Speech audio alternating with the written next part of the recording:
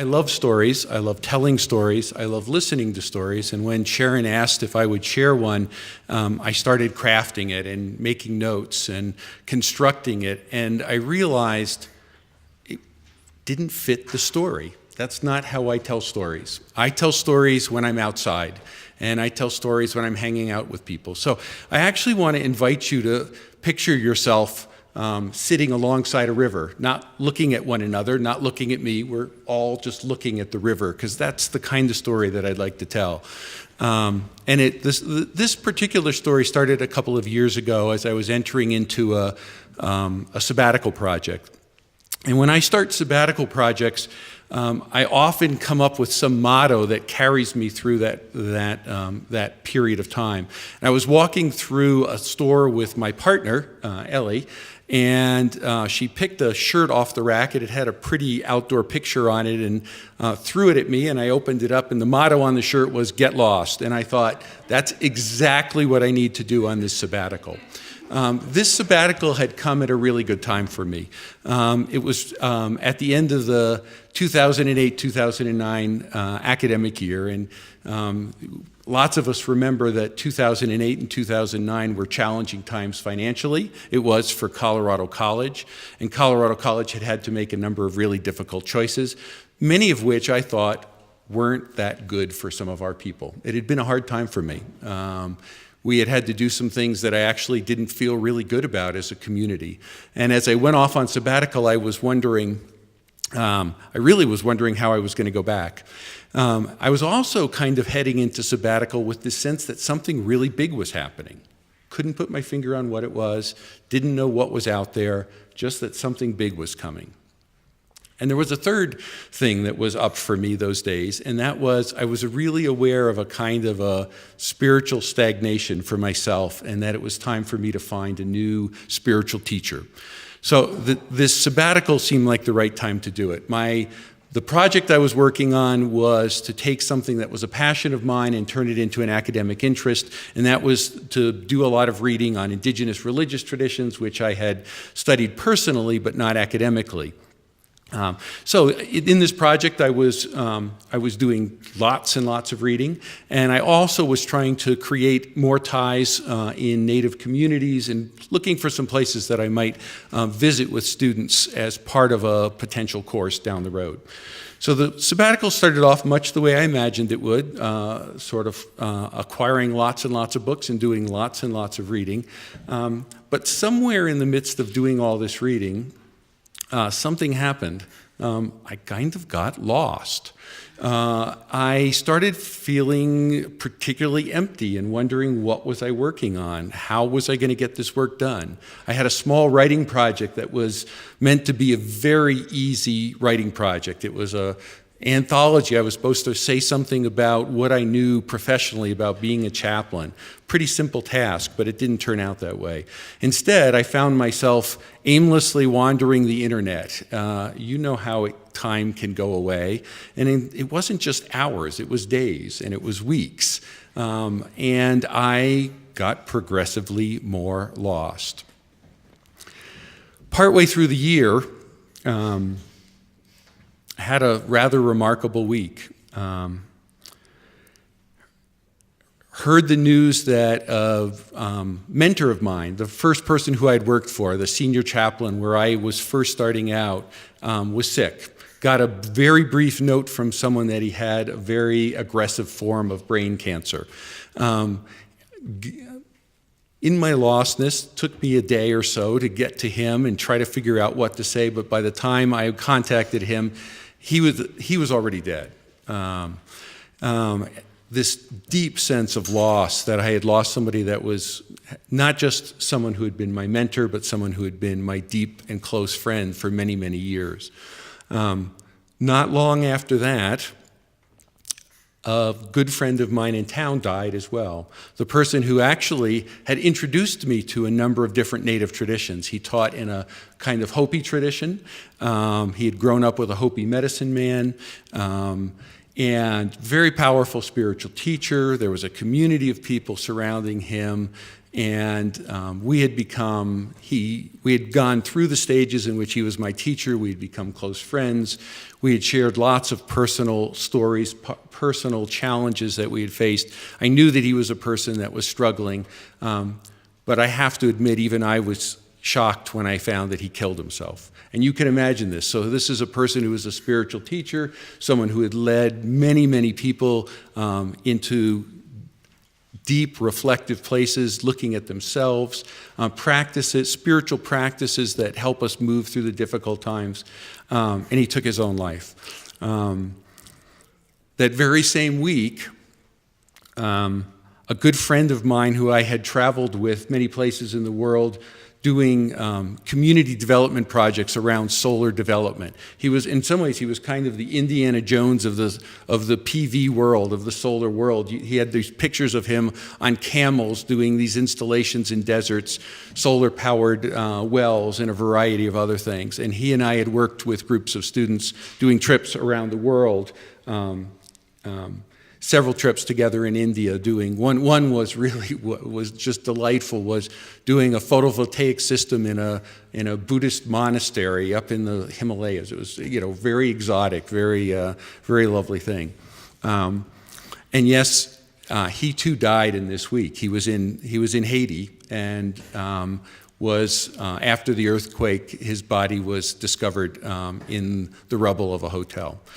So in the middle of my lostness, I really was lost now. 3 people who had been mentors, not just friends, people who had been my teachers, had all sort of left this planet, all in the same week. Soon after that, I got an invitation to join a woman who I had started to become friends with. She was a medicine woman and a shaman. She was, by her own tribal affiliation, was Mohawk, but she had been working down in Chiapas, Mexico, with Mayan elders for over 20 years. And we had bumped into each other at a teaching, and she invited me to come down and join her down in Chiapas. And Chiapas was exactly what I needed. I needed to get out of the house. I needed to get out of my funk. I needed to get out of the lostness. It wasn't quite a dark night of the soul for me, but it was definitely a blank space in life.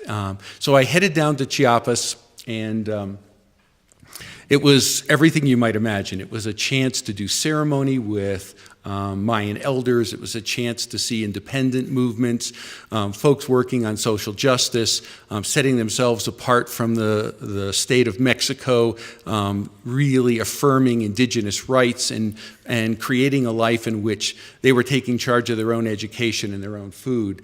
There were chances in that time to do drumming. There were chances in that time to do sweat ceremonies. There were chances to visit churches where people were blending indigenous practices with the Catholic faith. It was terrific.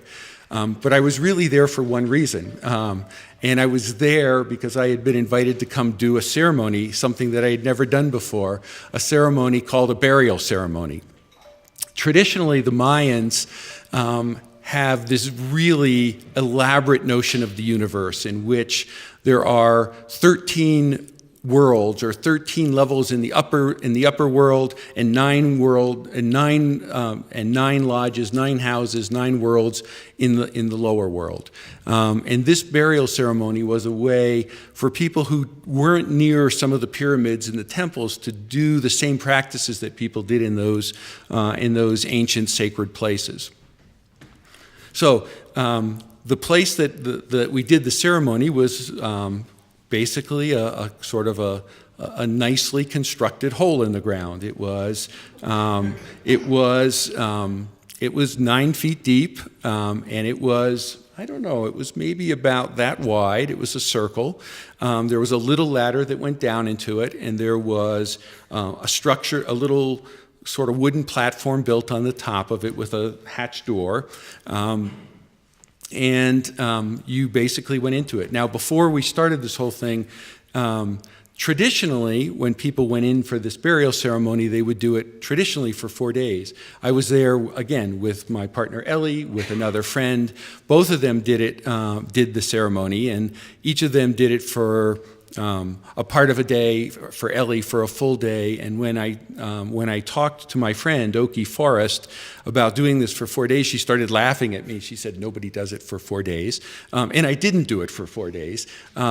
But I did. We decided on 2, and so I went down into this. There was a lot of preparation that I had to do. I had to do some ceremony to prepare the space. I had to do a number of things to make some offerings, and I had to fast. Sort of bodily waste is not something you want to deal with when you're in a hole that's 9 foot in the ground and 4 foot high. And actually, I can't tell this story now, but if we were sitting on the river, I would tell the G version of this story, the gross version of the story, and there's a really funny story about that. But I'm not going to go there tonight. That's a story for another time. Next time. So preparing for this time. Went down into the space, and what happens in this is you go through a journey, and the idea is that you go to each of these 9 levels, these 9 houses, these 9 lodges, and each of these 9 houses represents a different realm of mystery. It represents a different world. It represents a different task that are put before people who are going through this process.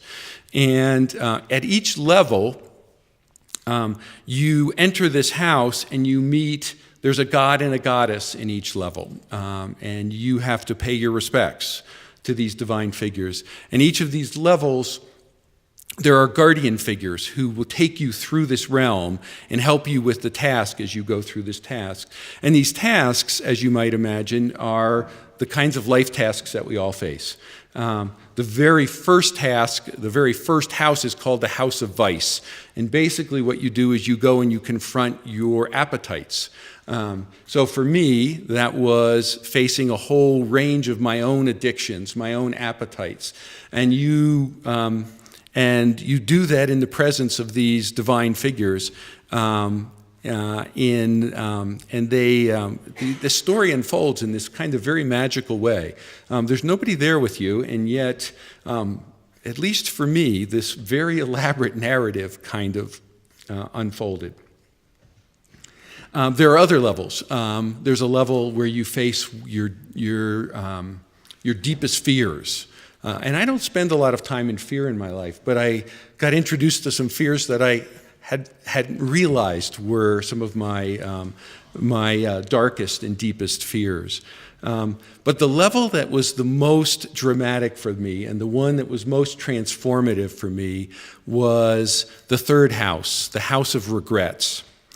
And in the House of Regrets, when you go in and you first make your offerings to the divine beings, and in this case, they're kind of thunder and lightning beings. There's something about, Don's probably not here anymore. Don and I had a story together where we've had some pretty interesting experience with thunder and lightning divine beings, but they keep showing up in my life. So you meet them, and then you're in this place that is sheer darkness. And in this darkness, the guardians are bats. And there are 1,000 bats, and each of these bats is flying around with an obsidian, black, polished mirror, and in these mirrors is a scene from your life. And every one of those scenes is a scene of regret, a scene of something that brings guilt, a scene that brings shame, a scene in which you think about a time where you harmed somebody. And you move through your entire life, reliving every scene, every moment of regret. And I'm not sure how much time I spent in each of these different houses, but I'm fairly convinced I spent a full day in the House of Regrets. It was a very, very powerful experience. The beauty of it was that you were in the earth, you were there by yourself, with the spirit that is in the earth, and you were there to leave your experience behind you. One of the things that happened in this ceremony when you started was that you met the mothers. And in Mayan tradition, there are more than one earth mother. There's a death mother, there's a life mother, there's a rainbow mother who's a creative spirit, and there's a crazy mother.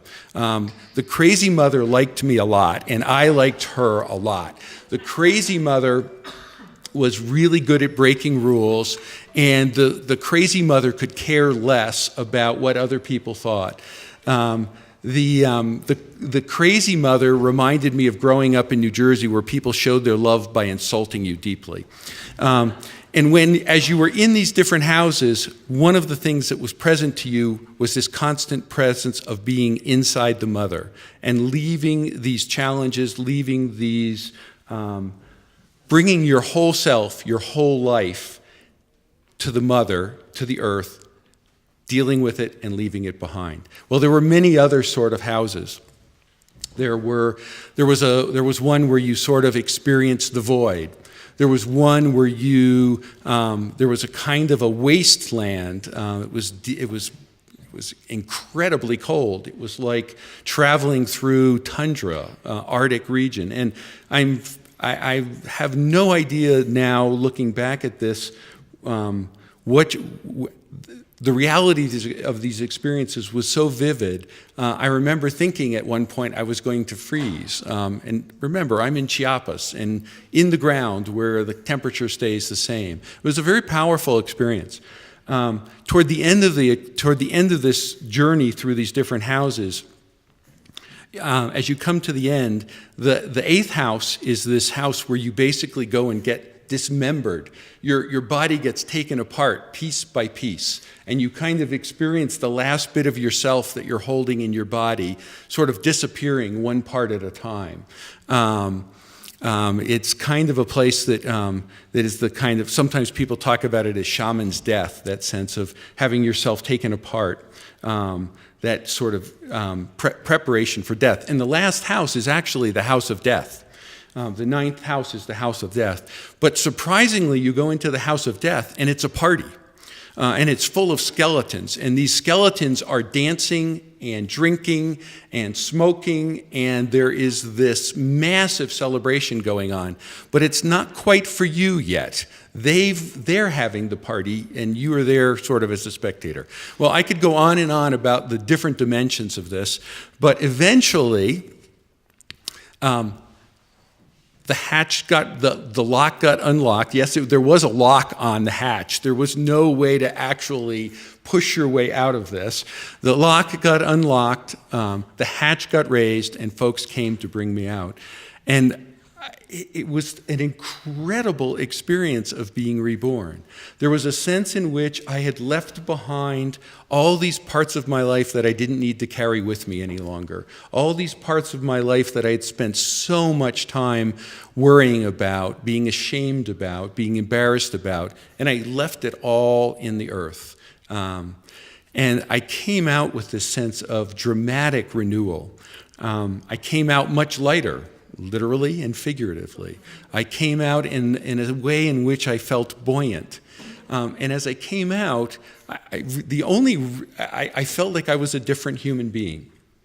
In fact, my only worry in the days after that experience was that nobody would notice. That I would have gone through all this and I would go back to my life and people would look at me as if I was the same person. But I had several very dramatic experiences in the aftermath of this, one of which was something really big had happened, but the big thing I had been expecting was not out there. The big thing the big thing for me was here. And now I'm a chaplain. I do interior work. I think about my life. There's all sorts of things, but it happened at a level that helped me to sort of ground into who I was and my deep sense of myself, a new real clarity in who I was, why I was on this planet, what I'm here to do. And finally, I had this deep, deep sense that it was time for me to get over this notion that I needed to find a new spiritual teacher, that I needed to find some new solution, somebody to solve my problems. And I want to say this in a way that I hope it doesn't sound arrogant, because it's the most deeply humbling thing that I can imagine. But I had this deep experience that I had to finally stop shirking my responsibilities as a teacher. There was a sense in which coming out of this experience and this rebirth wasn't a rebirth into childhood. It was a birth in some ways into starting to explore what it meant to be an elder, what it really meant to take responsibility for my life and the world, and to finally be the teacher that I had been called to become. Thanks.